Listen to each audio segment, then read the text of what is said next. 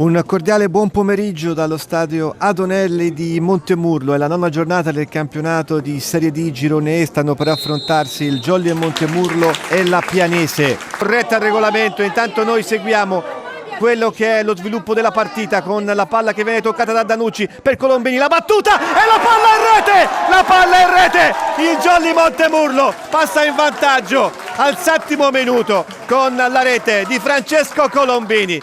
La punizione battuta in maniera magistrale, la palla che ha accarezzato il palo ed è finita in fondo al sacco. Rimessa è per la Pianese, arriva Ancione, ecco il capitano Ancione, attenzione, limite dell'area, il tocco dentro per Golfo, la palla è buona, Golfo! E la palla che colpisce il palo, occasionissima per la Pianese al 16° minuto, ma mamma mia che giocata di Ancione, il tocco dentro per Golfo. La palla in avanti a cercare Pinzauti in prota, attenzione Pinzauti non passa in prota, poi Pinzauti lotta, recupera Pinzauti, la traversa di Pinzauti, mamma mia non c'è un attimo di tregua qua all'Adonelli e anche il conto dei legni colpiti si pareggia. Allora cambio, mi sa che c'è rivoluzione tattica perché vedo sta per entrare Giacomo Mammetti, l'ex Montemurlo, al posto di Pinna.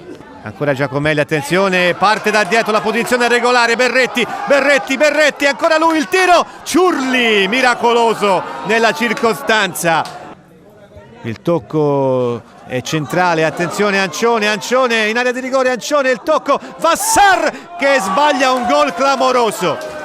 La Pianese si divora la rete del pareggio con Tony Vassar.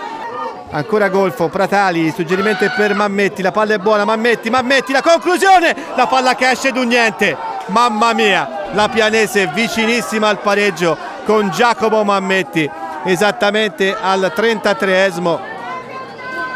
E adesso c'è il calcio d'angolo che sta per battere Colombini, la sua battuta molto arcuata, esce Ciurli male, attenzione, la palla è per Silipo e la palla che esce di un niente.